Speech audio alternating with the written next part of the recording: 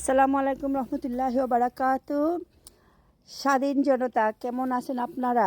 সবাইকে আমার ভালোবাসা ও শুভেচ্ছা। আমি জামিলা চৌধুরী কিছুক্ষণের জন্য আপনাদের সাথে এসেছি কিছু কথা বলার জন্য।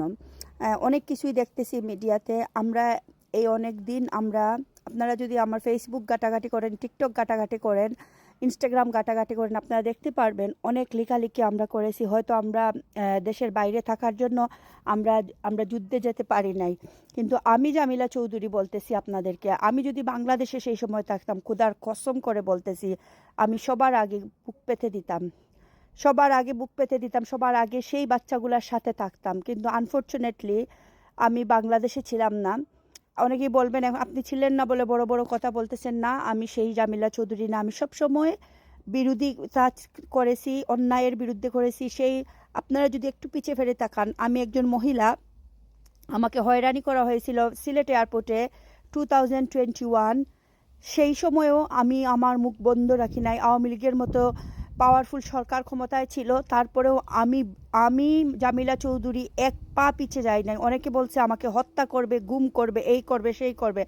সো আমি জামিলা চৌধুরী এগুলো ভয় করি না। এখন আমি যেটা বলতে চাই, আমি 2021 চলে গেছে, এখন 5th অগাস্ট আমাদের যে স্বাধীন হয়েছে দেশটা, বাকরুদ্ধ হয়ে গেছিলাম আমরা। আমাদের কোনো মতামত দিতে পারতাম না। আমাদের ফ্যামিলির কাউকে গুম করা হয়ে যেত, না হলে আমাদের ফ্যামিলিকে হয়রানি করা হইতো। আজকে অনেকে আওয়াজ উঠাইতেছেন, আমি দেখতেছি ফেসবুকে আওয়ামী লীগের অনেক লোকেরা বলতেছে বাঁচতে পারছি না ডাকাতির জন্য, চুরির জন্য। কেন? আওয়ামী লীগের সরকারের সময় চুরি হয় নাই, ডাকাতি হয় নাই? আপনারা যদি 71 সালে চলে যান, দেশ স্বাধীন হওয়ার পরে কীভাবে লুটপাট হয়েছিল।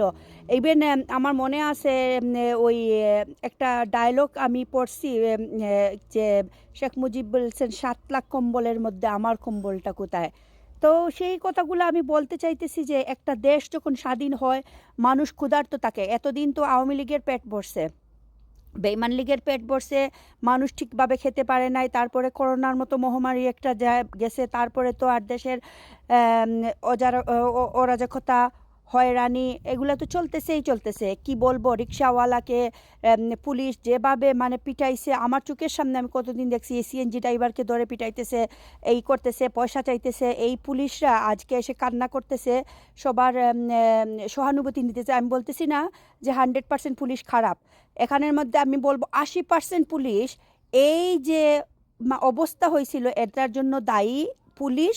কারণ ওরা হাসিনার গুলাম হয়ে গেছিল। ওরা দেশের জনতার জন্য কিছু করার আগে ওরা হাসিনার গুলামি করছে। ওরা আমাদের কোনো মানে সেবায় ছিল না নিয়োজিত। আজকে আপনারা আমাদেরকে অনেক সুন্দর একটা বাংলাদেশ দিয়েছেন। সেই বাংলাদেশে যেন আমরা শান্তিতে থাকতে পারি, আমাদের যেন বাক স্বাধীনতাকে কেড়ে না হোক, সেই দিকেও আপনারা খেয়াল রাখবেন। আর এই চুরি, হয়রানি, এগুলো সব সময় হয়ে গেছে, এখন নতুন করে কিছু না।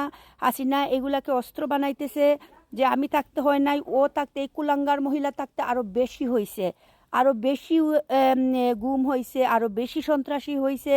সো ওদের দৃষ্টান্তমূলক শাস্তি দেওয়া হোক। কিছু আওয়ামী লীগের মানুষ বিহাইন্ড থেকে এখন পয়সা দিয়ে কিছু গরিবকে লেলিয়ে দিতেছে এই সংখ্যাগুলো মানুষের উপরে নির্যাতন করার জন্য। আপনারা সেই দিকেও খেয়াল রাখবেন। আপনাদের সেই দিকেও খেয়াল রাখতে হবে যে আওয়ামী লীগ এখন পিছন থেকে কাজ করবে, ওরা সামনে আসবে না। যেখানে যে কিছু হবে, আপনারা সব এই বেঈমান লীগের